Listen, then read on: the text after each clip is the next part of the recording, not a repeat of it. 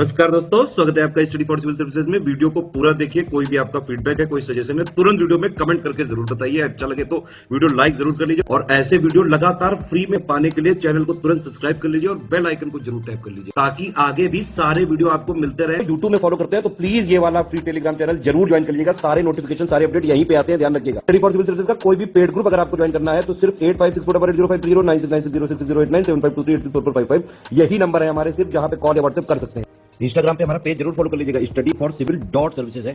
Twitter पे हमको जरूर फॉलो कर लीजिएगा, @स्टडी फॉर सिविल्स है। Hello everyone, welcome you all to study for civil services. आज हमारा नया महीना स्टार्ट हो चुका है, दैट इज 1 February 2023। देख लेते हैं हम लोग हमारे इंपॉर्टेंट आर्टिकल्स कौन से हैं। सबसे पहला आर्टिकल है हमारा जतर द्योल टेम्पल, जो कि न्यूज में है। मुगल गार्डन अभी आप लोगों ने जरूर सुना होगा, ये अभी काफी ज्यादा न्यूज में चल रहा था। क्यों है, क्या है, वो तो मैं आपको भी बताने वाली हूँ। फिर है प्रेसिडेंट का जो रिपब्लिक डे का परेड चल रहा है। ग्राउंड वाटर डिप्लीशन, जो भूजल में कमी आ रही है। Jobless growth, Sukhoi S-30 and Mirage 2000। देखिए एक्चुअली में जो अभी आप लोगों ने सुना है कि 31 को ही क्या आया गया है, इकोनॉमिक सर्वे। इकोनॉमिक सर्वे की एक कंप्लीट वीडियो मैंने प्रॉपरली करंट अफेयर्स के रिस्पेक्ट में बनाई है। सब लोग उसको देखिएगा और अपना जो भी आपका अपकमिंग एग्जाम है, यूपीपीसीएस है, यूपीएससी दे रही हैं, बीपीएससी दे रही हैं, या कोई भी स्टेट पीसीएस या और कोई भी एग्जाम दे रही हैं, उन सब के लिए वो इम्पोर्टेंट है। सो आप लोगों सब जो है एक काम करेंगे, ये वाला करंट अफेयर का लेक्चर तो सुनेंगे ही सुनेंगे, ये आप तो कंप्लीट करेंगे ही, इसमें भी काफी इंपॉर्टेंट टॉपिक्स मुझे कराने हैं। इसके अलावा जो मैं आपका इकोनॉमिक सर्वे कंप्लीट करा रही हूँ, आई वॉन्ट एवरीवन कि वो वाला इकोनॉमिक सर्वे भी सब लोग कंप्लीट करें, लाइक उसको भी पूरा कंप्लीट करो, उसको छोड़ना नहीं है। ठीक है, तो सबकी जिम्मेदारी है उस इकोनॉमिक सर्वे को कंप्लीट कर लीजिएगा। ठीक है ना। चलिए हम लोग स्टार्ट करते हैं फिर हमारे लेक्चर से। सबसे पहला है जातर द्योल टेम्पल। अभी ये जातर द्योल टेम्पल क्या है, ये क्यों न्यूज में चल रहा है, इसके इंपॉर्टेंट फैक्ट्स जो है वो देख लेते हैं। हिस्टोरिकल प्लेस है, क्यों न्यूज में है, अब इसको वही हमें देखना है यहाँ पर। देखिए अभी आर्कियोलॉजिकल सर्वे ऑफ इंडिया है जो हमारा आर्कियोलॉजिकल सर्वे ऑफ इंडिया, ये एक ऐसी साइट है, ये एक ऐसी ऑर्गेनाइजेशन है जो पुरातत्व जो होते हैं, जो हमारे पुराने हिस्टोरिकल प्लेसेस हैं, उसको देखती है। यहाँ पर पूरा का पूरा चेक करती है, उससे जुड़े हुए सारी चीजों को यहाँ पर ये बताती है आर्कियोलॉजिकल के तरीके से। तो अभी इन्होंने क्या बताया कि वहां पर जितनी भी ब्रिक्स हैं, जो भी जतोल जातर दियोल टेम्पल है, वहां पे जितनी भी क्षतिग्रस्त ईंटें हैं उनको हम बदलेंगे और उसमें एक सुरक्षात्मक बाधा के रूप में वहां पर पेड़ लगाने की योजनाएं बनाई। तो मैं आपको बता दूं, जातर दियोल टेम्पल ये एक हिंदू टेम्पल है, शिव जी को डेडिकेटेड है। कहाँ पर, Kanakan Dighi village, 24 Parganas district, West Bengal में। बहुत ज्यादा रिवर्स यहाँ से क्रॉस करती है, सुंदरबंस के पास ही लोकेटेड है। बंगाल के बहुत सारे टेम्पल्स है वहीं पर ही आस में पास में बना हुआ है। ठीक है, तो ये लोकेशन पहले आपको पता होनी चाहिए। लोकेशन याद हो गई, वेस्ट बंगाल में है। मथुरापुर एक जगह है वहां पर है। साउथ पारंगना डिस्ट्रिक्ट वहां पे है ये तो याद हो जाएगा आप सबको। अब ये जो पूरी एक एरिया है, ये साउथ सदरबन सुंदरबंस में है। यहाँ पर ही 1875 में यहाँ पर एक ताम्रपत्र कॉपर की एक प्लेट है, उससे ये पता चलता है कि राजा जयचंद्र ने 975 ईस्वी में इसका निर्माण जो है वो करवाया था। और इस टेम्पल को हम लोग यहाँ पर नेशनल इम्पोर्टेंस, भारत पुरातत्व सर्वेक्षण द्वारा इसको राष्ट्रीय महत्व के स्मारक के रूप में जाना जाता है। अब सवाल आते हैं कि इसका स्ट्रक्चर कैसे बना हुआ है। कलिंगा स्टाइल का है, ओडिशा है ना कलिंगा स्टाइल, उसी का आर्किटेक्चर को फॉलो अप किया गया है, उसी में इसको पूरा कराया जाता है।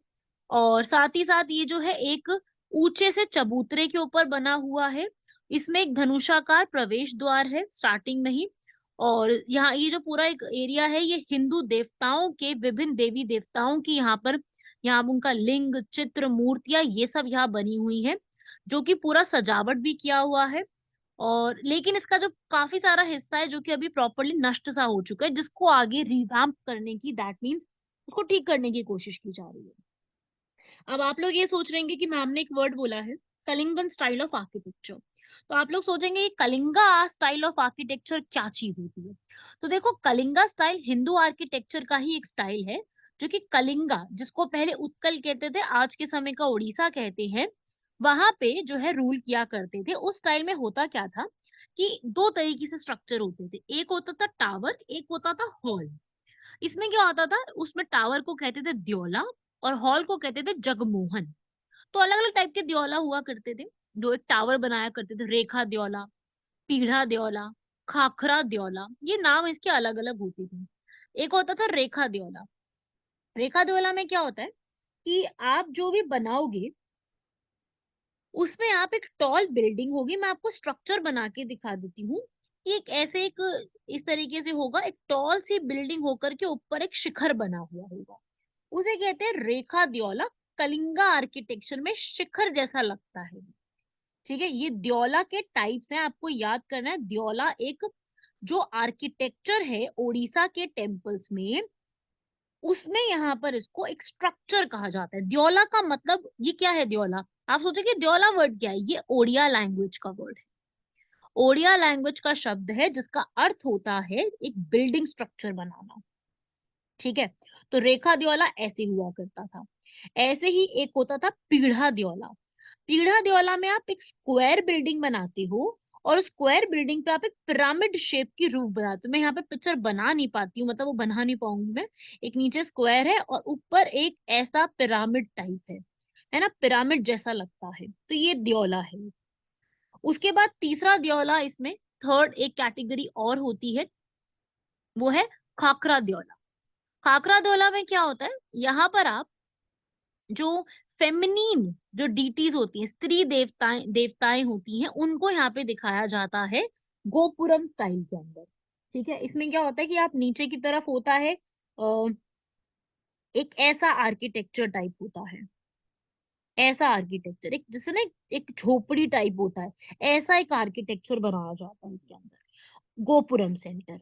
तो खाखरा द्योला कुछ इस तरीके के बहुत से एग्जाम्पल हैं इसके अंदर। शक्ति को यहाँ पे दिखाया जाता है, दुर्गा टेम्पल, नारायणी टेम्पल, ये इसके एग्जाम्पल है। और पीढ़ा द्योला के टेम्पल मैंने आपको बताया, सबसे बड़ा टेम्पल इसका एग्जाम्पल है कोणार्क का सन टेम्पल, जो उड़ीसा में ही बना हुआ है। क्लियर हुआ। और जो जगन्नाथ टेम्पल है वो किसका एग्जाम्पल है, रेखा द्योला का। तो ये टाइप्स ऑफ आर्किटेक्चर में पूछा जा सकता है आपसे, द्योला क्या चीज होती है, कैसे बनते हैं। तो द्योला क्लियर हो गया ना सबको। और ये न्यूज में क्यों है, क्योंकि ज्योतिर्द्योला जो टेम्पल है वो अभी ज्यादा न्यूज में चल रहा है। तो मैंने आपको ज्योतिर्द्योला टेम्पल के हिसाब से, जातरद्योल टेम्पल के हिसाब से पूरा कॉन्सेप्ट बताया है, इसलिए इसको याद रखिएगा। क्या है, कैसे बनाया गया है, उसमें क्या ऑब्जेक्टिव है, ये आपसे पूछा जा सकता है। नेक्स्ट आर्टिकल है हमारा मुगल गार्डन्स के ऊपर। मुगल गार्डन्स का अभी आपने नाम सुना होगा कि मुगल गार्डन्स का जो रीनेम है वो यहाँ पर ये कर दिया गया है, और इसका नाम अब क्या रख दिया गया है, अमृत उद्यान। अब नाम हो जाएगा अमृत उद्यान। अब हम ये अब पढ़ेंगे कि अमृत उद्यान क्या है। अब नाम तो आपसे या तो सीधा सीधा हमारा जो पेपर होता है उसमें पूछ लेंगे, या फिर अब मुगल गार्डन्स के बारे में थोड़ा डिटेल में पूछा जा सकता है। लाइक क्वेश्चन क्या आएगा, मुगल गार्डन जो है वो मुगल्स के इंस्पायर्ड है, प्रॉपरली इस्लामिक आर्किटेक्चर में बने हुए, क्योंकि मुगल्स ने डेवलप कराए थे। और ये वो जगह है जहां पर ये रिलैक्सेशन, शांति, ध्यान रखने के लिए जाया करते थे, जैसे कि ताजमहल, आगरा का किला, हुमायूं टॉम्ब, रेड फोर्ट, ये सारी जगह। इसमें एक चार बाग पैटर्न होता था इनका फेवरेट। चार बाग स्टाइल क्या होता था कि आप जो है बीच में एक प्रॉपर सा ना कुछ फाउंटेन या फिर कुछ प्लेटफॉर्म बना देंगे, और आसपास चारों तरफ होते थे बाग, जिसमें क्या होता था कि अपने मतलब आप कहीं से भी देखो आपको पूरा चार बाग जो है वो देखने को मिलेगा। जैसे कि बहुत सारे, ताजमहल भी ऐसे ही बना हुआ है, और चाबागे अब्बीसी, हुमायूं टॉम्ब दिल्ली का, वो भी ऐसे ही बना हुआ है। बागे बाबर वो भी ऐसे ही बना हुआ है। मुमताज महल का जो बना हुआ है वो भी ऐसे ही बना है। तो चार बाग पैटर्न इस तरीके का एक पैटर्न होता था। बीच में ये पूल बना देना, फाउंटेन बना देना, कोई कैनाल बना देना, ये इनकी मेन इंपॉर्टेंट इनको पसंद हुआ करता था। और ये स्टार्ट चारबाग पैटर्न को स्टार्ट करने वाले पर्सन ही कौन है? बाबर के फर्स्ट पर्सन, फर्स्ट एम्परर, जिनका नाम है, सॉरी, मुगल्स के फर्स्ट एम्परर बाबर ने इसको स्टार्ट करवाया था। ठीक है ना। और पहला चार बाग के हिसाब से जो बनाया गया था, ये लिख लीजिए, वो बनाया गया था आराम बाग। पहला चार बाग पैटर्न के हिसाब से बनाया जाने वाला आराम बाग सबसे पुराना भी है। मुगल एम्परर बाबर ने ही इसको बनवाया था 1528 में। तो पहला पैटर्न जो इसमें यूज किया गया था वो यही है। ठीक है। जब काबुल में बाबर को दफनाया जा रहा था, उससे पहले आपने सुना होगा बाबर को आगरा में भी दफनाया गया था। कौन सी जगह? इसी आराम बाग में दफनाया गया था। ठीक है।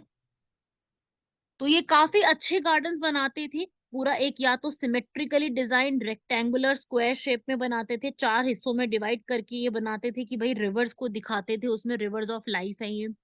और ये जो पानी है वहां पे जो बह रहा है, हमेशा वो ये शो करता था कि लाइफ जो है वो ठंडक और ताजगी से जीनी चाहिए। अलग अलग प्लॉट्स बनाना यहाँ पर। और जो ये रेखाएं बनाते थे वो सीधी तरीके से रेखा, कभी मध्य रेखा, ऐसे बनाते थे। आई होप आप लोगों में से सब कभी ना कभी घूमने तो गए होंगे यहाँ पर। सौंदर्यकरण इसका किया जाता था, यहाँ पे फव्वारे लगाना, कास्केड लगाना, फूल लगा देना, ये इनकी काफी ज्यादा एक पसंदीदा हुआ करती थी। तो जो पूरा मुगल गार्डन्स बनाए गए हैं वो इसी रिस्पेक्ट में बनाए गए हैं। मुगल गार्डन्स के बारे में याद रखिएगा, दिल्ली में लोकेटेड है। और इसीलिए इसका नाम रखा गया था मुगल गार्डन्स, क्योंकि ये बहुत ही बड़े मुगल्स ने ही यहाँ पर इसको बनवाया था।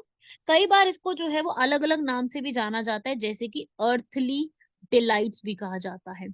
अर्थ के ऊपर खुशियों के रूप में भी इसको जाना जाता है। तो मुगल गार्डन क्लियर हुआ है यहाँ तक? इसके बारे में याद रखिएगा, मुगल गार्डन्स बनाए जाते थे उनके द्वारा। अब मुगल गार्डन्स जो दिल्ली के है उनका नाम यहाँ पे रीनेमिंग की गई है।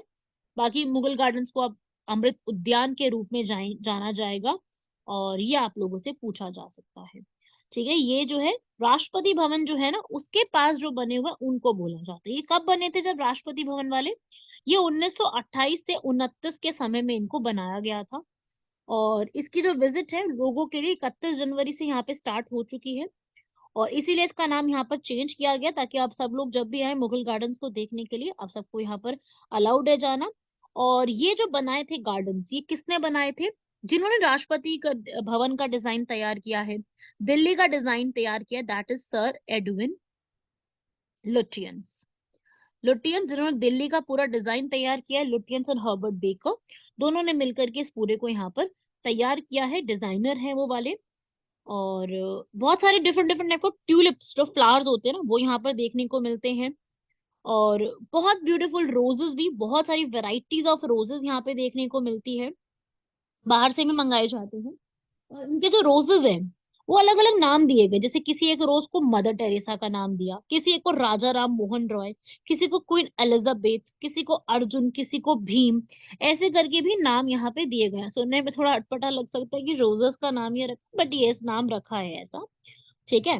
बहुत सारी वेराइटीज रखी है। बहुत शांत एरिया है यहाँ पर, बहुत ही ब्यूटीफुल लगता है। और कभी आप विजिट करेंगे तो आपको पता चलेगा यहाँ पर। कभी आप दिल्ली आए तो इसको जरूर यहाँ पे विजिट करिएगा। ठीक है भाई। इससे पहले भी एक बार डिमांड आई थी। डिमांड ये आई थी कि हिंदू महासभा ने डिमांड किया था कि मुगल गार्डन्स का नाम जो है वो राजेंद्र प्रसाद गार्डन पे कर दिया जाए। बट प्रेजेंटली ऐसा नहीं है, अब नाम एक्चुअली में अमृत उद्यान कर दिया गया है। क्लियर हुआ सबको यहाँ तक कॉन्सेप्ट? ये वाला भी पूरा याद रखिएगा। नेक्स्ट, प्रेसिडेंट की यहाँ पर रिपब्लिक डे की परेड। आप भी जानते हैं यहाँ पर पब्लिक डे की जो परेड है उसमें संबोधन संबोधन यहाँ पे जो दिया गया, संविधान के जो मूल सिद्धांत है हमारे, हमारा प्रियम्बल, हमारा रिपब्लिक, स्वतंत्रता, मूल संरचना, इन सब के पालन से ही भारत को एकीकृत करते हैं हम आप जानते हैं अभी हमारी प्रेसिडेंट जो द्रौपदी मुर्मू है, उन्होंने 74th ये रिपब्लिक डे पर सबको जो है यहाँ पर संबोधन दिया है। पहला उनका ये रिपब्लिक डे है एज अ प्रेसिडेंट। और एज अ पहली भारत की ये आदिवासी महिला के रूप में इतना बड़ा सर्वोच्च पद यहाँ पे इन्होंने जो है प्रदान किया है। यही नारी शक्ति जो है उसको यहाँ पर संबोधन भी करता है, नारी शक्ति। प्रियम्बल की बात करूं तो सब लोग जानते हैं प्रियम्बल के अंदर सबसे पहली चीज लिखी गई है we the people of India. Preamble यही डिनोट करता है कि लोग जो है, सारी की सारी पावर जो है उसको, सारी की सारी अथॉरिटी जो है वो किसके तहत मिलती है, लोगों से मिलती है। प्रियम्बल के अंदर सारी एक ऐसा लिखा गया है कि किस ज्ञान के ऊपर पूरा जो हमारा प्रियम्बल है उसका निर्माण है। वो ये बताता है कि इसका स्रोत क्या है। क्या है स्रोत प्रियम्बल का? लोग स्रोत है। उसमें आपके ऑब्जेक्टिव्स लिखे हुए हैं। क्या लिखे हैं ऑब्जेक्टिव्स? उसमें ऑब्जेक्टिव लिखे हुए हैं हमारे, सबसे पहला लिखा हुआ है sovereign, secular, socialist, democratic, Republic. 5 objective है। सॉवरेन, सोशलिस्ट सामाजिक, सेक्युलर धर्मनिरपेक्ष, डेमोक्रेटिक लोकतांत्रिक और रिपब्लिक। प्रियम्बल में ये सारे शब्दों का यहाँ पर आपको पता है लिखा हुआ है। और उसके बाद सबको जस्टिस मिलना, ये सारे शब्द भी लिखे हुए हैं कि हम आगे क्या इंश्योर करना चाहते हैं, उस प्रकार के शब्दों का भी वहां पर मेंशन किया गया है। हर चीज के बारे में वहां पर प्रॉपरली जो है वो लिखा हुआ है।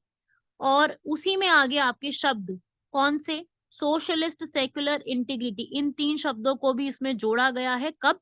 42nd अमेंडमेंट एक्ट 1976 के तहत जोड़ा गया है। प्रियम्बल किसी से पावर ना तो लेता है ना ही किसी की पावर छीनता है। साफ लिखा हुआ है कि सारी की सारी पावर किसके हाथ में? पीपल। संविधान का जो स्रोत है वो सिर्फ और सिर्फ यहाँ पर, संविधान का स्रोत पूरी प्रकार से कौन है? पीपल है।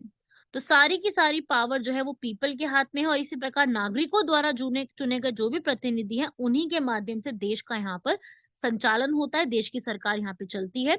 और ऐसे ही ये आप यहाँ पर पढ़ेंगे, मैंने यहाँ पर शब्दों के बारे में भी लिखा है। जैसे कि पहला, we the people of India, यहीं पर लिखा हुआ है कि जो सारी ताकत मिलती है वो पीपल ऑफ इंडिया के तहत मिलती है। उन्हीं के तहत सारे प्रतिनिधियों को तैयार किया जाता है। पीपल से ही सारी पावर मिलती है। ऐसा बिल्कुल नहीं है इंडिया के अंदर कि कोई राजा और रानी रूल करते हैं। सॉवरेन है हम लोग यहाँ पर। क्यों?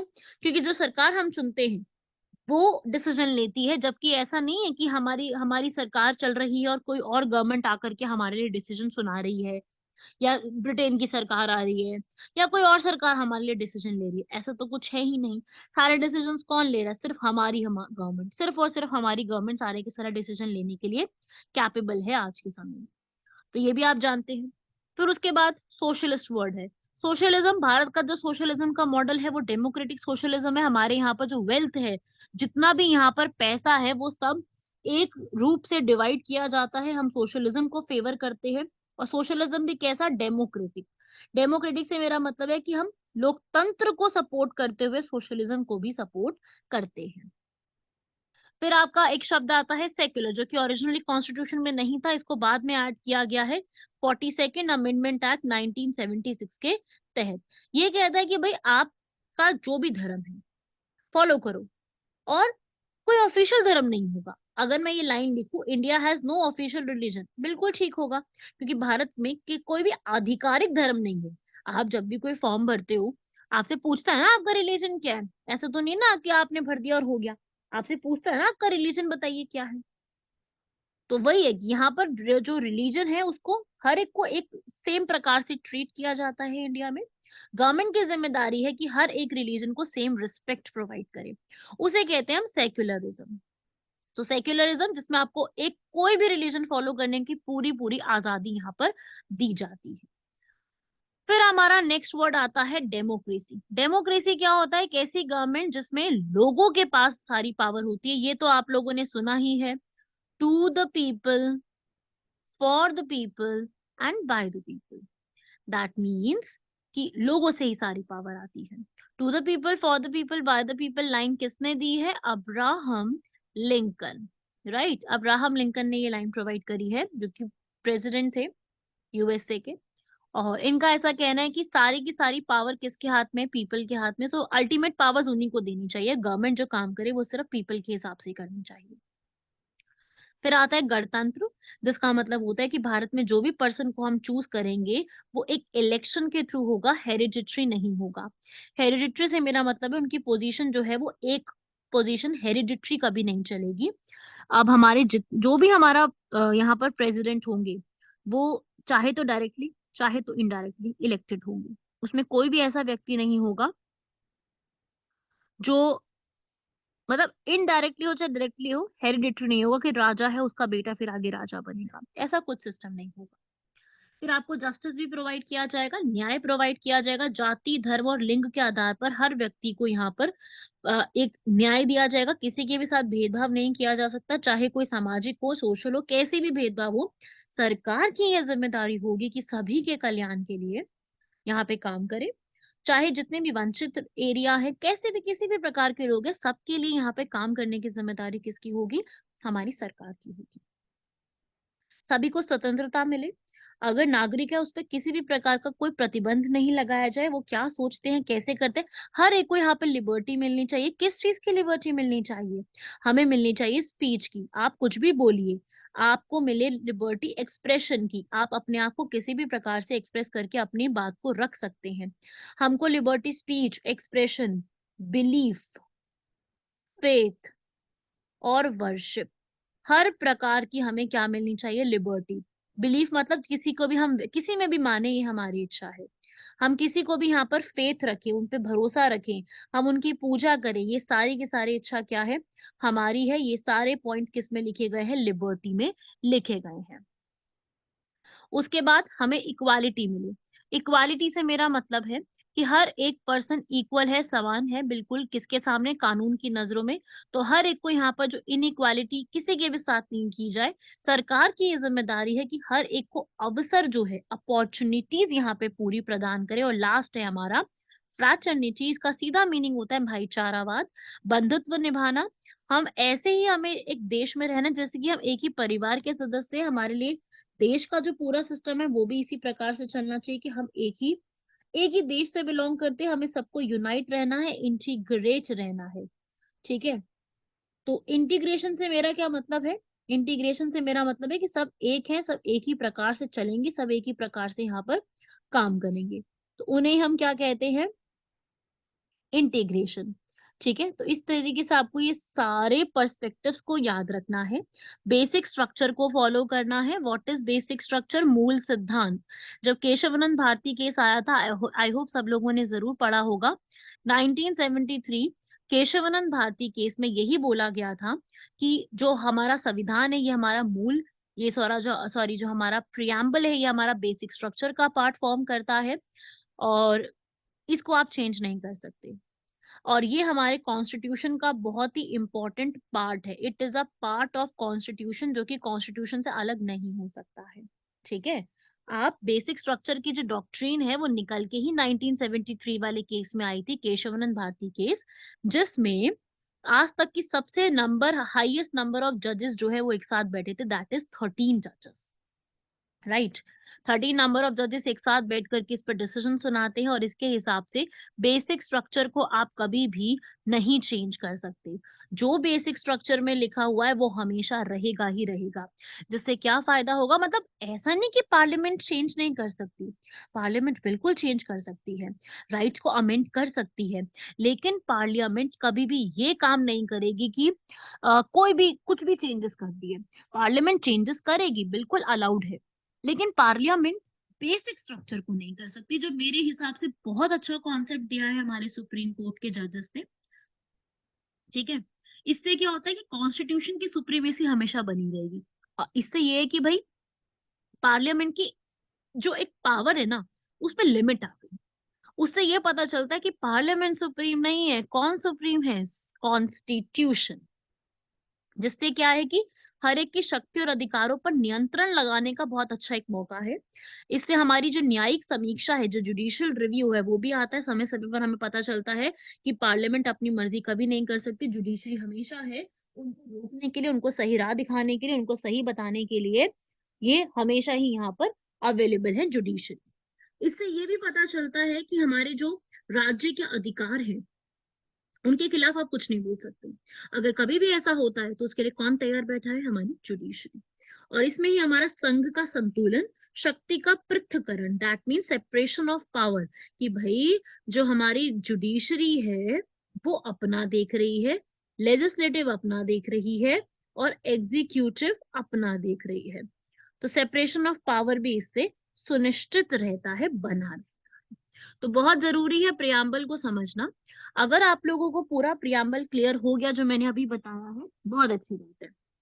अगर इन केस किसी स्टूडेंट को प्रियम्बल समझ में नहीं आ रहा है या कोई डाउट है, तो मुझे कमेंट बॉक्स में ये कमेंट करके बताएं कि मैम प्रियम्बल के लिए एक अलग से वीडियो बनाइए जिसमें हमें सिर्फ प्रियम्बल को समझाइए। मुझे ये कमेंट चाहिए सबका, तभी मैं उसके ऊपर वीडियो बनाऊंगी। और वो सिर्फ प्रियम्बल के जुड़े हुए, जिसमें प्रियम्बल से जुड़े हुए सारे के सारे टॉपिक्स में मैं आपको क्वेश्चन कवर अप कराऊंगी, और उससे जुड़े हुए क्वेश्चन भी, और पूरा का पूरा टॉपिक भी कवर कराऊंगी। सो आप लोग मुझे बताएंगे, आप ही सब लोग जो भी स्टूडेंट है यहाँ पर, वो मुझे यहाँ पर ये बताएं कि अगर आपको कभी भी ऐसा लग रहा है कि आपको इसके ऊपर वीडियो चाहिए तो मुझे कमेंट करके बताइए। ठीक है, चलिए आगे बढ़ते हैं।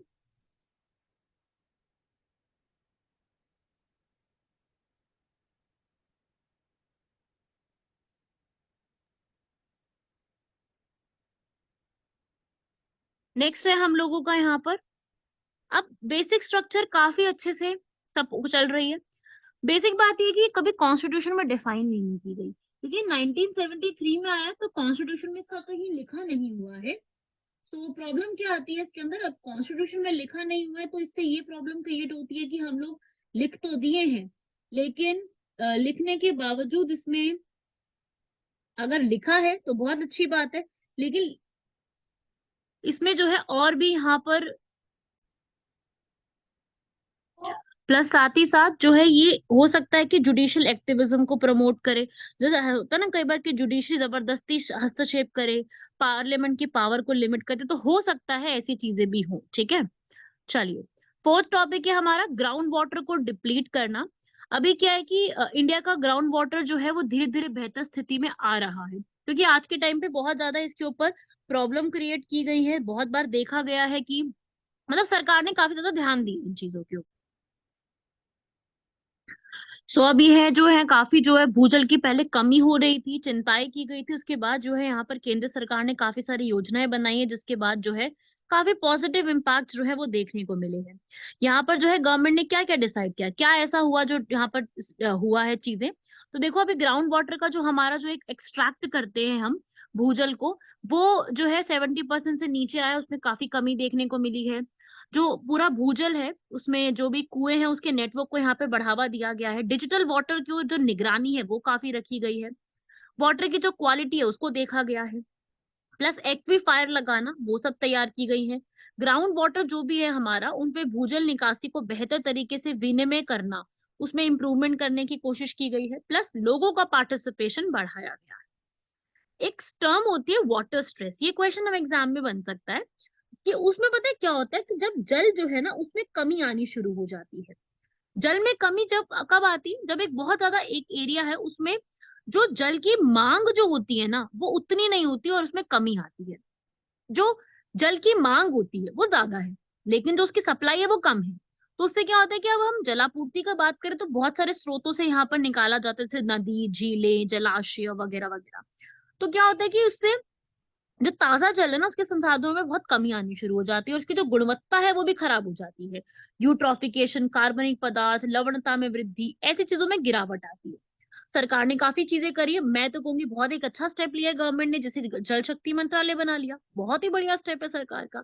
जल शक्ति मंत्रालय बना लिया जिसमें क्या हुआ, जो भी पहले की जितनी भी मिनिस्ट्रीज चल रही थी, वाटर रिसोर्स की, वाटर डेवलपमेंट की, गंगा की, ड्रिंकिंग वाटर की, सबको मिक्स करके एक सिंगल मिनिस्ट्री बना दी जल शक्ति मंत्रालय, जिसके अंदर उसमें उन्होंने जो है गजेंद्र सिंह शेखावत को यहाँ पर हेड बना दिया। जिसका मेन ऑब्जेक्टिव क्या है कि जल संसाधन है उनके प्रबंधन को और प्रोत्साहन देना। फिर सरकार ने ये तो किया ही, प्लस एक जलदूत ऐप भी लॉन्च कर दी, जिसमें क्या होगा 1 से 31 मई के बीच में जो भूजल है उसको नापा जाएगा, और मॉनसून के बाद भी उसको नापा जाएगा, जो कि ग्रामीण विकास मंत्रालय और पंचायती राज मंत्रालय दोनों ने मिलकर डिवाइड बनाया है। जलदूत यहाँ पर जो है एक ऑफिसर बनाए गए हैं जो कि पूरा यहाँ पर चेक करेंगे, जिनकी जिम्मेदारी होगी यहाँ पर पूरी चेकिंग करने की, देखने की जिम्मेदारी होगी। जलदूत करके ऐसे ऑफिसर्स की पोस्ट है वो उन्होंने यहाँ पर बनाई। प्लस जल शक्ति अभियान भी लॉन्च कर दिया, 2019 में ही लॉन्च हो गया था, जिसमें क्या था कि जो भी स्टेट्स हैं वो लोगों के पार्टिसिपेशन के साथ मिलकर के इसमें आगे बढ़ेंगी, जिनका मेन ऑब्जेक्टिव होगा जल को पूरा एक संजो करके रखना, जल का संजोवन कैसे कर सकते हैं उसके ऊपर वो स्टेप लेगी। साथ ही साथ जल को हम उपयोग दोबारा से उसका उपयोग करने से, रेन वाटर हार्वेस्टिंग होता है, हम उपयोग करते हैं ना उनका, हम ऐसे करके जो है रेन वाटर हार्वेस्टिंग कैसे कैसे कर सकते हैं, उसमें कैसे हम घरों को बनाएं जिससे हम रेन वाटर हार्वेस्टिंग कर सके, वाटर मैनेजमेंट कैसे करें, उसके लिए स्टेप लेने के लिए यहाँ पे तैयार किया गया। प्लस साथ में जो है उन्होंने अलग अलग प्लान्स भी बनाए, जैसे कि जल संरक्षण योजना, इन सबको बनाना, विज्ञान मेला केंद्र, अपशिष्टों का पुनर्उपयोग, 3D इनका पूरा तैयार करना। तो काफी सारी ऐसी चीजें करी है। ऐसे ही इन्होंने एक और ऑब्जेक्टिव लाया था, इस पे भी क्वेश्चन पूछा गया था, यूपीएससी ने पूछा था, जल शक्ति अभियान कैच द रेन। ये भी ऑब्जेक्टिव था कि जब भी यहाँ पर रेनफॉल गिरती है तो उसको आपने क्या करना है, कैच करना है। तो ये उसी के लिए बनाया गया था। एक ऐसी जल शक्ति अभियान की एक सीरीज में जल शक्ति कैच द रेन करके भी चलाया गया था। ठीक है, रिजल्ट अभी क्या देखने को मिले हैं कि जो भी आप कहते थे ना हम पहले के समय में कि भाई इस जगह पे एक्सप्लॉइटेशन बहुत ज्यादा हो गया है, उसमें यहाँ पर कमी आई है।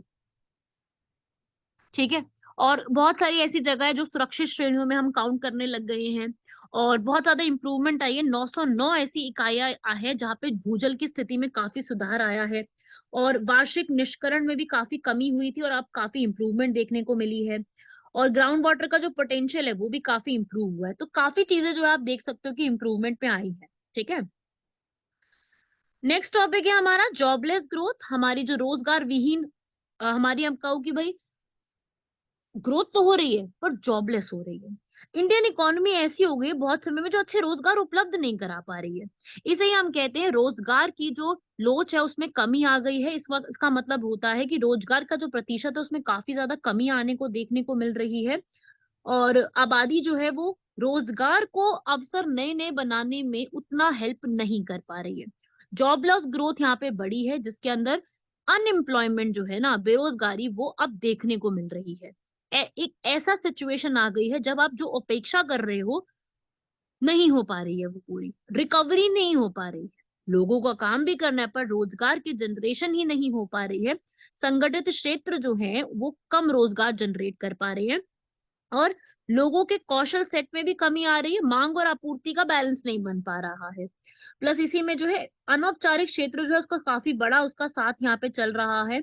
तो ये आज के समय का एक इम्पोर्टेंट, एक मैं तो कहूंगी काफी बड़ा एक इशू बन गया है। और इसका रीजन आप लोग सोचते होंगे कि ऐसा क्यों है, क्योंकि सरकार की जो यहाँ पर पॉलिसीज है, जो उसमें है ना, वो कैसी पॉलिसी है, पूंजी प्रधान उद्योगों को, कैपिटल इन्वेस्टमेंट जो इंडस्ट्रीज है उनको प्रमोट करना। केंद्र और राज्य सरकार दोनों ही यहाँ पर राजकोषीय और मौद्रिक प्रोत्साहन को जो है, जैसे सब्सिडियां देना बहुत दे रही है यहाँ पर। तो उससे क्या होता है कि विभिन्न उद्योगों को यहाँ पर वित्तीय सहायता मिल जाती है, जिसकी वजह से क्या होता है कि इसका अप्रत्यक्ष इनडायरेक्ट प्रभाव कहाँ पे देखने को मिलता है, पूंजी की लागत में देखने को मिलता है, जिसकी वजह से अधिक पूंजी गहन होता है और कम श्रम गहन होता है। मांग की प्रकृति भी देखने को मिलती है अलग तरीके से, क्योंकि अब डिमांड है वो भी अलग तरीके से देखने को मिलती है। छोटे छोटे सेक्टर्स यहाँ पे बढ़ने लग गए हैं। एमएसएमई की मैं बात करूँ तो छोटे छोटे से जो उद्योग होते हैं वो ज्यादा देखने को मिल रही है। ठीक है, और गवर्नमेंट की जो पॉलिसीज है वो यहाँ पर जॉब्स को और बड़ा बनाने की जगह छोटा ही बने रहने के लिए प्रोत्साहन दिया जा रहा है।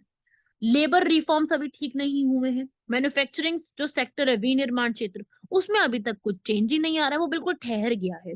सेवा क्षेत्र जैसे कि सूचना प्रौद्योगिकी, दूरसंचार, इसके अंदर अभी बहुत नए नए कौशल सेट की हमें जरूरत है।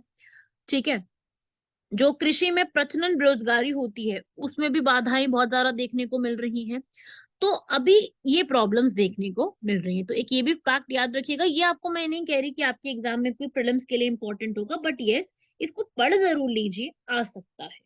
ठीक है, बस एक बार लिख लो, यहाँ पर बन सकता है क्वेश्चन, बस इसको लिख लीजिए अपने नोट्स में। ठीक है, और इसके लिए इम्प्रूवमेंट कर क्या कर सकते हैं भाई, जो टेक्सटाइल और लेदर के जैसे फैक्टर्स है उनको प्रमोट करें, टूरिज्म को प्रमोट करें, स्मार्ट फार्मिंग जैसी चीजों को प्रमोट करें, assemble in India for the world जैसे कॉन्सेप्ट को लेकर क्या है, मेक इन इंडिया में हम ये चीज भी ऐड करें। 2025 तक बहुत अच्छी अच्छी वेल पेड जॉब्स मिले, 2030 तक 8 करोड़ नए लोगों को जॉब्स मिले, और छोटी छोटी सी जो यहाँ पर एमएसएमईज है उसको और बढ़ावा दिया जाए, और उनको छोटे से और थोड़ा इम्प्रूव करने की भी कोशिश यहाँ पे की जाए। प्लस ऐसा आप लोग भी मानते हैं कि फीमेल पार्टिसिपेशन बढ़ाने की जरूरत है। कुछ भी आपने इम्प्रूव करना है, फीमेल पार्टिसिपेशन के बिना आप उसको इम्प्रूव नहीं कर सकती हो। तो फीमेल पार्टिसिपेशन काफी ज्यादा जरूरी है इसको इम्प्रूव करने के लिए। ठीक है, तो ये सारे स्टेप्स लेने की जरूरत है। लास्ट टॉपिक है हमारा सुखोई। अभी रिसेंटली यहाँ पर मिराज सुखोई एयरक्राफ्टर का जो है एक क्रैश हुआ, जहां पर एक विंग कमांडर की भी डेथ हुई है अभी ट्रेनिंग एक्सरसाइज में ही। दो हमारी यहाँ पर एयरफोर्स के फाइटर जेट है, सुखोई और मिराज। एक जो है मोरेना मध्य प्रदेश में क्रैश होता है, और दूसरा राजस्थान के भरतपुर के एरिया में क्रैश होता है। दोनों ही ग्वालियर एयरफोर्स से उड़ान भरते हैं और यहाँ पे ये क्रैश हो गए। तो आप देख सकते हो कि एक नई चुनौती हमारे सामने आ गई है। और पिछले 60 सालों की बात करूं तो 400 से ज्यादा मिग 21 की एयरक्राफ्ट, हमारा जो हमारी पहचान, हमारी इंडियन एयरफोर्स की जान, मिग सुखोई, ऐसे सब एयरक्राफ्ट्स हैं। तो अभी यहाँ पे हमें ये पता चल रहा है कि भाई नए एयरक्राफ्ट्स लेट हो रही हैं, इसकी वजह से ये प्रॉब्लम देखने को मिल रही है कि ये इंडिया के स्काईज में जो है इस तरीके की यहाँ पर डेथ देखने को मिल रही है। हम लोग बिल्कुल चाह रहे हैं ये चीज की हम मेक इन इंडिया करें। हम चाह रहे हैं कि एयरक्राफ्ट को हम खुद से बढ़ावा दें, हम खुद से बनाएं, यहाँ पर इसको हम और इम्प्रूव भी करने की कोशिश करें, नए नए नेटवर्क्स को यहाँ पर इम्प्रूव करने की कोशिश कर रहे हैं। तो उसके लिए हमें नई नई टास्क यहाँ पे लेके आनी, नए नए कॉन्सेप्ट को लेके आना, थोड़ा सा जो गैप है ना उसको और बेटर बनाने की जरूरत है। ठीक है भाई। क्वेश्चन है हमारा आज का, नाइट्रेट रेडिकल। नाइट्रेट रेडिकल क्या चीज है? ये एक नाइट्रोजन का ही ऑक्साइड है जिसमें 3 ऑक्सीजन परमाणु एक नाइट्रोजन परमाणु से बंधे हुए होते हैं, जो एक अनहेल्दी ओजोन जो होती है उसको यहाँ पर उसका अमाउंट बढ़ा सकते हैं। उसे हम कहते हैं नाइट्रेट का रेडिकल एयर में प्रेजेंट होना। तो ये लिख लीजिएगा, जिसमें 3 एटम जो है ऑक्सीजन के वो नाइट्रोजन के साथ जुड़े हुए होते हैं। ठीक है। नेक्स्ट लास्ट है हमारा लेक चाड। ये एक चाड लेक है जो कि आपको मिलेगी कहाँ पर? सहेल रीजन, जो सहारा का डेजर्ट रीजन है, वहां पर आपको देखने को मिलेगी लेक चाड। अफ्रीका में देखने को मिलेगी। बहुत पुरानी लेक है, अभी की नहीं है, मतलब बहुत ही पुरानी लेक आप कह लो। काफी हिस्टोरिकल इसकी रेलिवेंस देखने को मिलती है, जो कि नाइगर, कैमरून, चाड, नाइजीरिया ऐसी कंट्रीज में है, और ये रामसर साइट भी डिक्लेयर्ड है ऑलरेडी। ठीक है।